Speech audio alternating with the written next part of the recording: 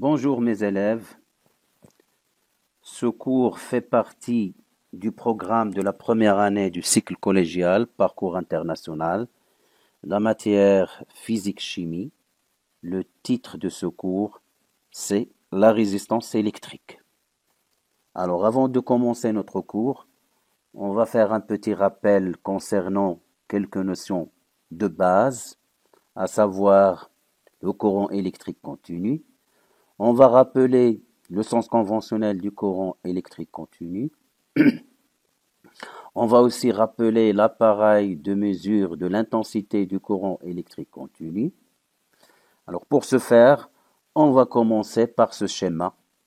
Alors ce schéma normalisé d'un circuit électrique simple nous rappelle le sens conventionnel du courant électrique dans un circuit simple.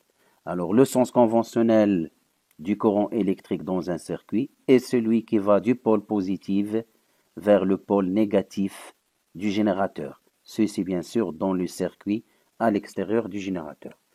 En ce qui concerne l'appareil de mesure, vous le connaissez très bien, on utilise un ampéromètre pour mesurer l'intensité du courant électrique. Ampéromètre, ici on a un exemple, une photo d'un ampéromètre à aiguille. Et à ne pas oublier que l'ampéromètre, c'est un appareil de mesure qui mesure l'intensité du courant électrique et il se branche toujours en série dans la boucle où on veut déterminer l'intensité du courant électrique. Alors, pour mieux expliquer ceci, on a devant nous au milieu ici une illustration qui montre un circuit électrique comportant un générateur, une lampe et un ampéromètre en série. Regardez que l'ampéromètre est monté en série avec la lampe et le générateur, donc il va mesurer l'intensité du courant qui circule dans ce petit circuit. Bien sûr, les règles de branchement d'un ampéromètre ici, elles sont respectées. À ne pas oublier aussi que le COM, la borne COM, c'est la borne qui doit être toujours reliée avec la borne négative du générateur, tandis que la borne A qui est ici en rouge, elle doit être reliée à la borne positive du générateur. Alors, si vous utilisez un appareil à aiguille, un ampéromètre à aiguille pour mesurer l'intensité du courant électrique, vous devez se rappeler de cette formule mathématique qui nous permet de calculer l'intensité du courant électrique mesuré.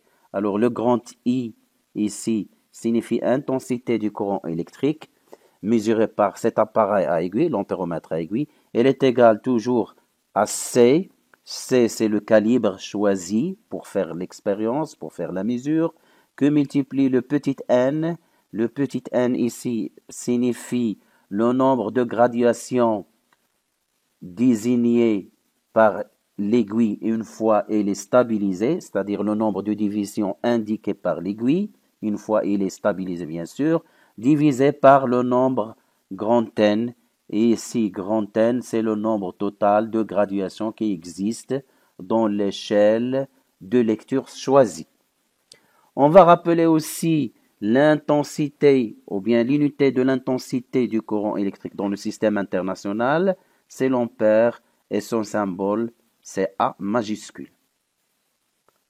Maintenant, on va passer à une autre grandeur physique très importante qui est la tension électrique et on va rappeler les points suivants.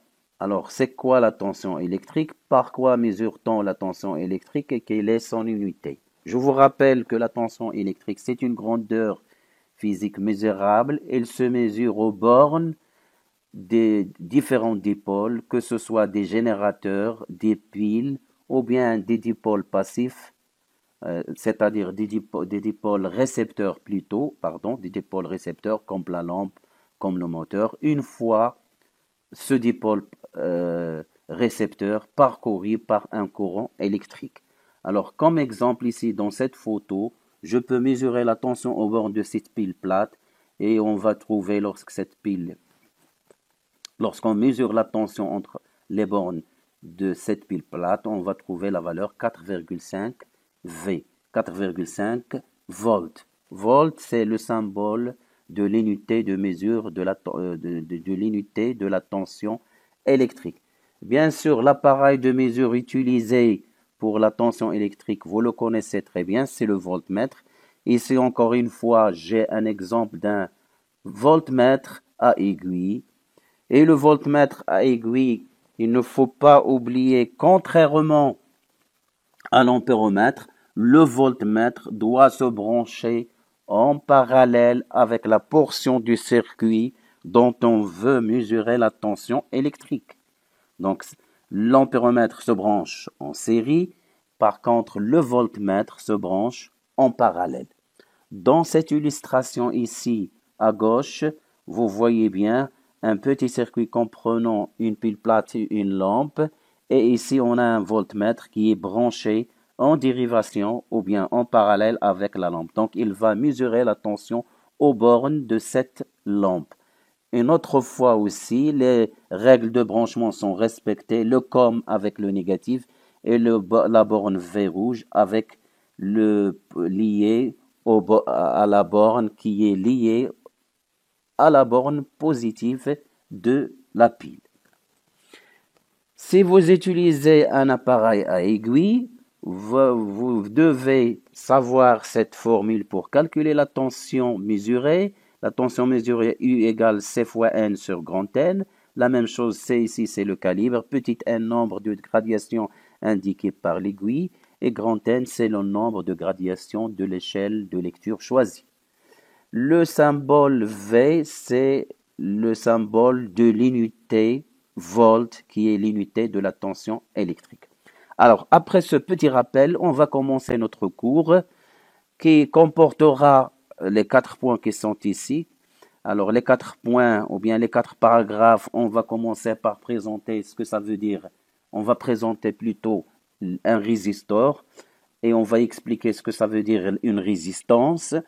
Dans le deuxième paragraphe, on va passer à étudier l'effet de la résistance sur l'intensité du courant et on finira par discuter les deux méthodes utilisées pour déterminer ou bien pour mesurer la résistance d'un résistor.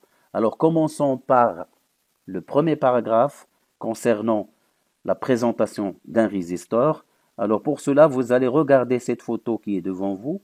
C'est une carte mère, c'est un circuit électrique ou bien électronique plutôt. Regardez ici, il comporte plusieurs dipôles qui sont presque identiques.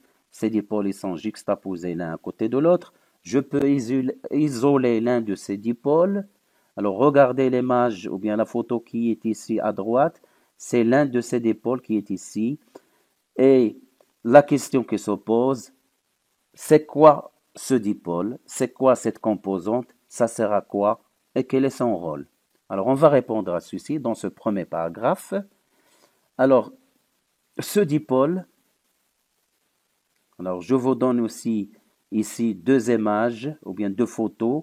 Ce sont les mêmes dipôles que précédemment. Regardez ici, la couleur, il est ici des couleurs, la couleur de ce dipôle, il est bleu. Et si je veux donner une petite description à ce dipôle, je dirais que ce dipôle, c'est un petit cylindre qui admet deux pôles, c'est pour cela qu'on l'appelle un dipôle. Et ce petit cylindre, il comporte des anneaux, et ces anneaux, ils ont des couleurs différentes. Alors ce dipôle-là, on l'appelle en physique, on l'appelle résistor, ou bien on l'appelle aussi conducteur ohmique. Alors le résistor, appelé conducteur ohmique, c'est un dipôle électrique caractérisé par une grandeur physique qui s'appelle la résistance électrique. Et la résistance électrique, on la note grand R. Alors, je tiens à vous dire ici une chose qui est très importante, ce que dans notre langage, on ne fait pas la distinction, généralement, on ne fait pas la distinction entre le résistor et la résistance.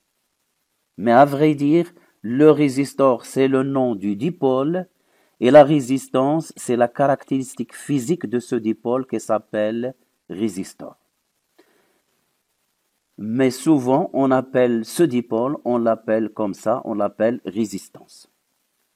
Alors l'unité internationale de la résistance dans le système international des unités est l'ohm, OHM, c'est le nom d'un physicien allemand, et cette unité, on la note avec 7 lettres. Alors cette lettre, c'est une lettre qui désigne l'ohm, c'est oméga majuscule.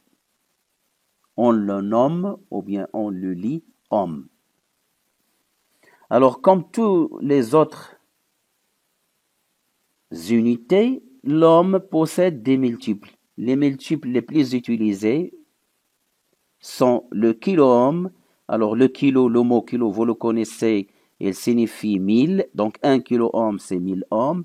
Il y a aussi un autre multiple qui est le méga-ohm, M majuscule, avec un M majuscule, où 1 méga-ohm est égal à 1 million d'ohms. C'est-à-dire le mot méga signifie 1 million. Donc 1 méga-ohm est égal à 1 million d'ohms. Alors pour finir ce paragraphe, on va vous donner le schéma normalisé du résistor. Comment on va schématiser ce nouveau dipôle dans les circuits électriques? Alors on le schématise de cette façon-là. C'est un rectangle qui contient la lettre grand R et parfois c'est un rectangle et à côté de ce rectangle, on écrit la lettre R qui signifie résistance. Alors ceci étant dit pour le premier paragraphe, on va passer maintenant au rôle de ce dipôle une fois il est introduit dans un circuit électrique. C'est pour cela que je vais passer au deuxième paragraphe, l'effet de la résistance, c'est-à-dire du résistor plutôt, de résistance R, sur l'intensité du courant électrique. Alors pour savoir l'effet de la résistance sur l'intensité du courant électrique, regardons ces deux expériences qui sont devant nous ici. Alors à gauche, j'ai un montage électrique comportant un générateur monté avec une lampe et la photo de la lampe, elle est agrandie en haut pour mieux voir son éclat. Alors le même montage à droite, sauf que on a introduit ici dans ce montage un même lampe qu'à gauche. Donc le même montage et on a ajouté à ce montage un résistor de résistance R.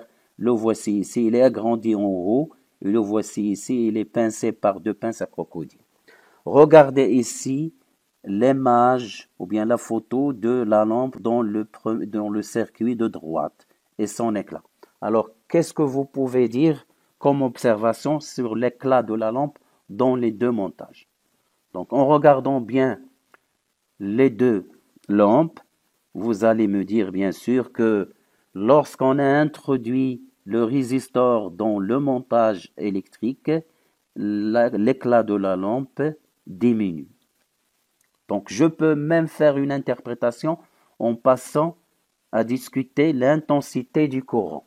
Alors que se passe-t-il pour l'intensité du courant qui circule dans le circuit de gauche si j'introduis ce nouveau dipôle qui s'appelle le résistor ou qui admet pour caractéristique la résistance?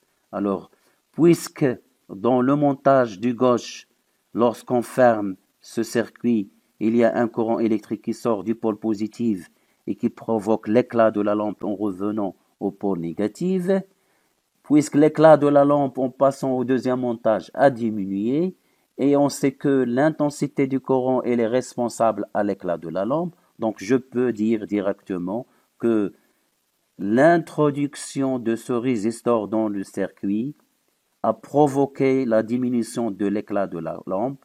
Par conséquent, elle a provoqué la diminution de l'intensité du courant électrique qui circule dans ce circuit.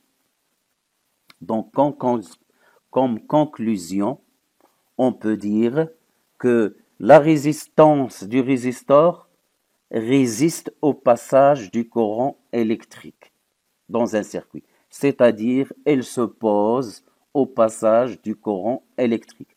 Par conséquent, l'intensité va diminuer et l'éclat de la lampe va aussi diminuer. Donc, pour expliquer ceci à l'aide d'une illustration. Regardez ici, on a le même montage. Ici, on a ajouté un résistor. Et regardez l'affichage de l'ampéromètre. L'ampéromètre ici, il est branché en série. La même chose ici, à droite. Ici, sans résistor, on a une intensité presque de 0,25 ampères, alors que en présence de la résistance montée en série avec la lampe, l'intensité du courant qui circule dans ce circuit est presque 0,05 ampères. Donc, comme conclusion pour ce paragraphe 2, l'effet de la résistance sur l'intensité, c'est quoi? C'est que lorsqu'on introduit une résistance dans un circuit, l'intensité du courant électrique diminue. Alors, on va passer à un autre paragraphe. On va discuter maintenant comment je peux mesurer la résistance d'un résistor. Alors, au fait, il y a deux méthodes. Il y a la méthode directe, qui est la méthode expérimentale. C'est cette méthode qui est devant nous dans ce montage électrique à droite. Alors, pour mesurer directement et expérimentalement la résistance d'un résistor, on doit suivre les étapes suivantes. Premièrement, l'appareil qui mesure la résistance d'un résistor, elle s'appelle l'ohm-mètre. Alors, son nom l'indique, mètre signifie mesure, et ohm, c'est l'unité de la grandeur mesurée. C'est l'unité de la résistance électrique. Donc, l'ohm-mètre, c'est un appareil qui nous permet de mesurer la résistance électrique. Alors, regardez ici à droite, on a ici un multimètre. Cet appareil, vous le connaissez très bien. On l'a utilisé pour mesurer l'intensité du courant. On l'a utilisé comme voltmètre pour mesurer la tension électrique. Et maintenant, on va l'utiliser comme un ohmmètre pour mesurer la résistance d'une résistance. C'est un multimètre, c'est-à-dire c'est un appareil à plusieurs fonctions. Alors, comment il peut jouer toutes ces fonctions-là? Alors, regardez le curseur qui est au milieu, le sélecteur des calibres qui est au milieu. J'ai ici une photo qui est agrandie. Alors, pour qu'on utilise le multimètre comme ohmmètre, je dois placer ce sélecteur dans cette partie jaune qui est encadrée par cette accolade jaune. Regardez ces graduations jaunes, ou bien ces valeurs plutôt où on a des traits jaunes, ils font partie de la zone où il y a le symbole oméga majuscule. Ce symbole, vous le connaissez, vous venez de le voir, c'est le symbole qui désigne l'unité de la résistance électrique, qui est l'ohm. Donc, si je veux utiliser le multimètre comme ohmmètre, je dois placer le sélecteur sur l'une de ces valeurs. Bien sûr, puisque ce sont des calibres, donc je dois commencer par la valeur la plus grande qui est ici 200 M. 200 M, c'est-à-dire 200 méga-ohms. Donc, la première étape, c'est de placer le sélecteur sur la zone réservée à la mesure de la résistance électrique. Deuxième étape plus importante, on doit isoler le résistor de tout circuit, c'est-à-dire le résistor ne doit pas être connecté à aucun circuit, comme vous le voyez dans cette expérience à droite.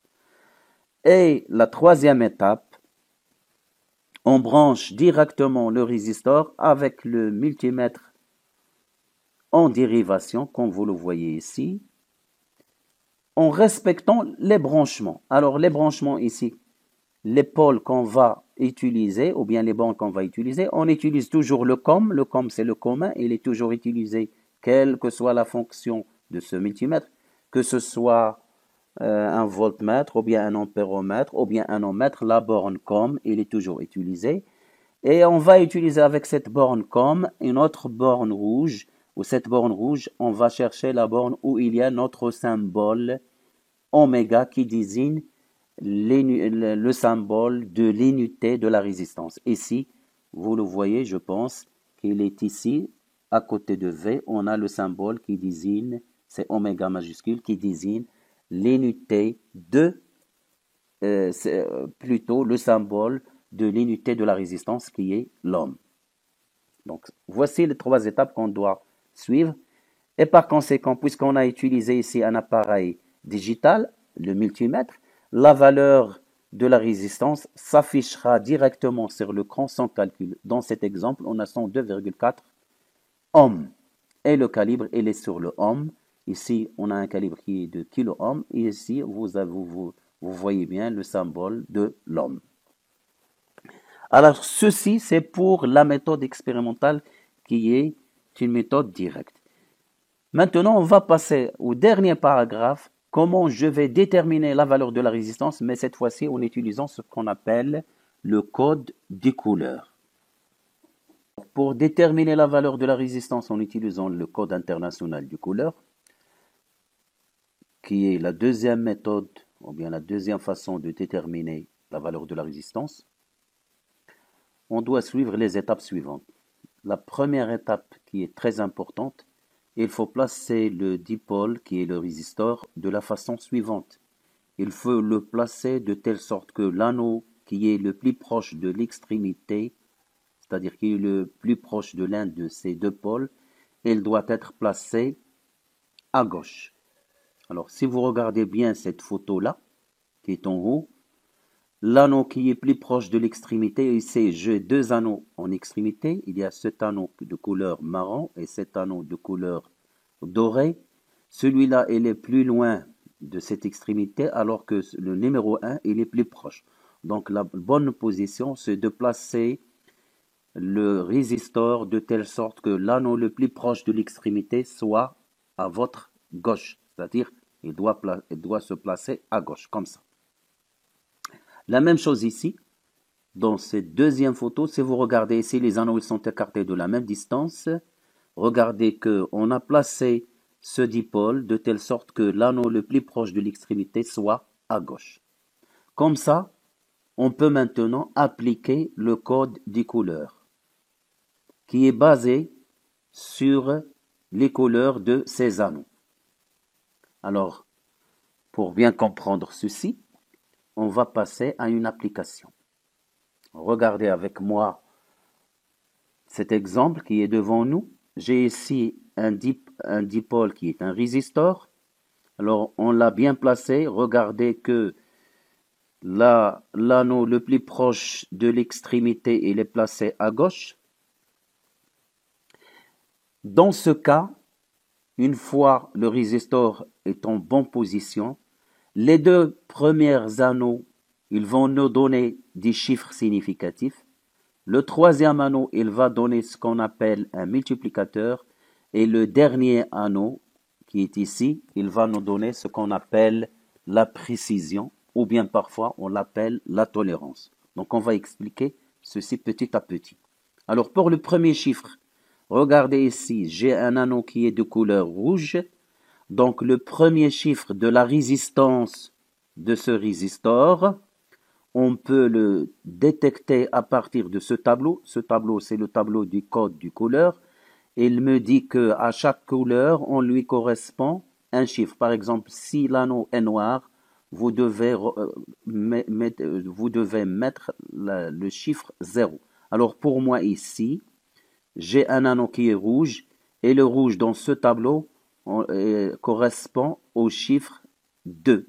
Donc pour déterminer la valeur de ce résistor, j'écrirai donc R égale, donc j'écris le premier chiffre qui correspond à l'anneau rouge. Je viens de vous dire que l'anneau rouge, ou bien la couleur rouge correspond à 2, donc je vais écrire le chiffre 2. Après, je vais passer au deuxième anneau. Alors le deuxième anneau, donc ce résistor, il possède une couleur qui est violette. Alors, cette couleur violette, il va me donner le deuxième chiffre de la valeur de la résistance. La couleur violette, je reviens au tableau du code. Le violet, on lui correspond le chiffre 7. Donc, je vais écrire 7. Comme ça, j'ai un nombre qui est égal à 27. Je n'ai pas encore fini. Je dois passer au troisième anneau pour détecter ce qu'on appelle le multiplicateur. Alors, le tableau du multiplicateur, il est ici à droite. La couleur de cet anneau, elle est brun, elle est marron. Et le brun ou bien le marron dans ce tableau me dit que Si vous avez un anneau de couleur brun, le multiplicateur qui lui correspond, c'est x 10. Donc, cet multiplicateur va me permettre de multiplier le nombre que j'ai trouvé avant, qui est 27, par 10. Donc, le premier anneau, le rouge, il m'a donné le chiffre 2. L'anneau violet, il m'a donné le chiffre 7. Et le troisième anneau qui est réservé au multiplicateur, il m'a donné x 10 selon le tableau des multiplicateurs. Alors, qu'est-ce que j'ai trouvé donc à partir de ce travail, à partir de ce code? On vient de trouver donc que la résistance R est égale à 270 ohms. Bien sûr, vous allez me demander l'utilité du quatrième anneau. Alors, le quatrième anneau ici, qui est ici, le dernier anneau, il est réservé pour la précision. On l'appelle précision et parfois on l'appelle tolérance. Qu'est-ce que cela signifie? La précision signifie la marge de l'erreur commise par le constructeur qui a construit ce dipôle. C'est-à-dire, pour notre exemple ici, si je veux plutôt terminer mon travail, alors je dois écrire que R est égal à 270 ohms plus ou moins 5%. Alors, d'où vient le 5%? On va regarder ici que l'anneau réservé à la précision, ou bien qui correspond à la précision, c'est un anneau de couleur dorée. Et ici, vous avez un petit tableau qui vous donne la précision. Il nous dit que pour une couleur or, ou bien orée, la marge d'erreur, c'est 5% de la valeur, plus ou moins 5%. Si vous avez une couleur argentée, couleur d'argent, vous avez donc dans ce cas une marge d'erreur de plus ou moins 10%. Donc je vais expliquer ceci dans un autre exemple. Donc j'écrirai jusqu'ici que mon résistor possède une résistance R de 270 ohms avec une marge d'erreur de plus ou moins 5%. 5% de cette valeur.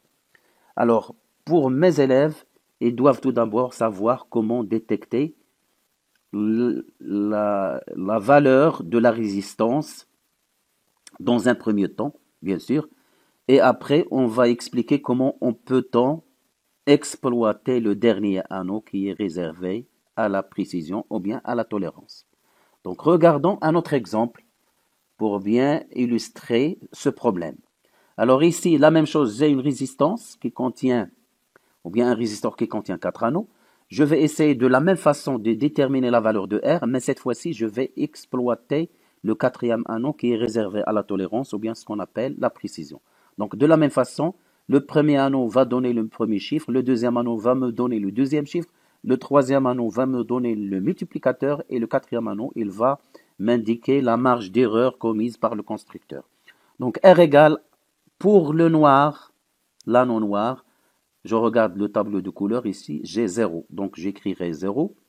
Le deuxième chiffre, anneau rouge, donc pour le rouge, ici on a 2, donc j'écrirai 2. L'anneau 3, c'est un multiplicateur, donc j'ai une couleur marron, donc brun, c'est x 10, donc je multiplie par 10. Comme ça, j'aurai une résistance R égale 0,2 x 10 qui est égale à 20 ohms. Je ne vais pas m'arrêter ici, je vais continuer mon travail en exploitant la marge d'erreur ou bien ce qu'on appelle la tolérance ou bien la précision. Alors, ici, dans cet exemple, on a un anneau qui est oré, de couleur or. Donc, la marge d'erreur ou bien la tolérance est plus ou moins 5%. Qu'est-ce que cela signifie? Cela signifie simplement que le constructeur a commis une erreur de 5% sur cette valeur. C'est-à-dire 5% de cette valeur qu'on a calculée maintenant qui est égale à 20 ohms. Donc c'est 5. 5% signifie 5 divisé par 100. Multiplié par la valeur trouvée, qui est 20, on trouvera donc tout calcul fait, 5 que multiplie 20 divisé par 100, donc c'est 100 sur 100, est égal à 1 ohm. Cela veut dire que le constructeur me dit que cette résistance, elle est égale à 20 ohms avec une erreur de plus ou moins 1 ohm. On écrira donc R égale 20 plus ou moins 1 ohm. On peut expliciter ce résultat en écrivant ce qui suit. Qu'est-ce que ça veut dire R égale plus ou moins 1 ohm. Ça veut dire que R, il peut être égal à 20 plus 1 qui est égal à 21, ou bien il peut être égal à 20 moins 1 qui est égal à 19 ohms. Donc la valeur exacte de cette résistance, elle est comprise entre 19 et 21. Cela avec une précision, c'est-à-dire j'ai donné la valeur de la résistance avec une grande précision, ce que R, ce n'est pas 20, mais c'est une valeur qui est entre 19 et 21. Alors, si je veux uniquement la valeur de R, je peux m'arrêter ici, au niveau du multiplicateur, c'est-à-dire R égale 20 ohms en utilisant le code du couleur. Si je veux exploiter la tolérance ou bien la marge d'erreur, je dois utiliser le tableau, le petit tableau de la tolérance. Une autre remarque avant de finir ce cours, c'est que l'anneau de tolérance ou bien de la précision, elle est souvent coloré soit avec une couleur dorée, soit avec une couleur argentée.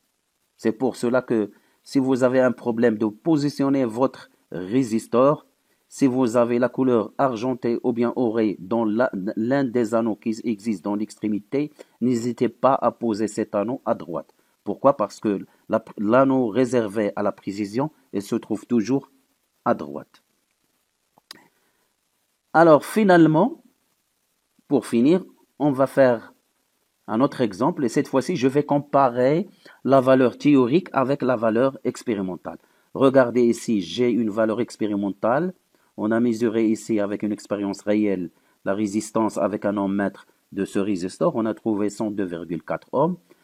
Comment on va déterminer la valeur d'une façon qui est théorique, c'est-à-dire en utilisant le code du couleur. Alors, vous avez le résistor, il est placé en bonne position. Regardez que l'anneau qui est plus proche de l'extrémité, il est à droite, comme on vient de dire. Donc, la couleur du premier anneau marron, donc dans le marron, il va me donner le premier chiffre 1. Noir, c'est le deuxième anneau, donc il va me donner le chiffre 0. Le troisième anneau est aussi marron, donc il va me donner brun. Il va me donner ici le multiplicateur x 10, donc x 10. Donc, la valeur de la résistance, c'est R égale 10 x 10. Donc, sans tenir compte de la précision, ma résistance est R égale à 100 ohms. Si je veux exploiter la précision, alors l'anneau de la précision, il est doré, donc c'est 5%. Vous le voyez ici, pour l'or, c'est 5%. Donc, c'est 100 plus ou moins 5%. Si je vais expliciter ce calcul, j'aurai donc la marge d'erreur, c'est 5 sur 100 multiplié par 100, c'est 5 ohms. Donc, la valeur exacte de cette résistance, c'est R égale 100 plus ou moins 5. Dans ce cas, la valeur, elle est comprise donc entre, la valeur exacte, elle est comprise entre 105 et 95. Et bien sûr, notre valeur expérimentale qui est 102,4, elle appartient à cet intervalle. Elle est vraiment comprise entre 95 et 105. Jusqu'ici, je vous remercie. À la prochaine. Merci.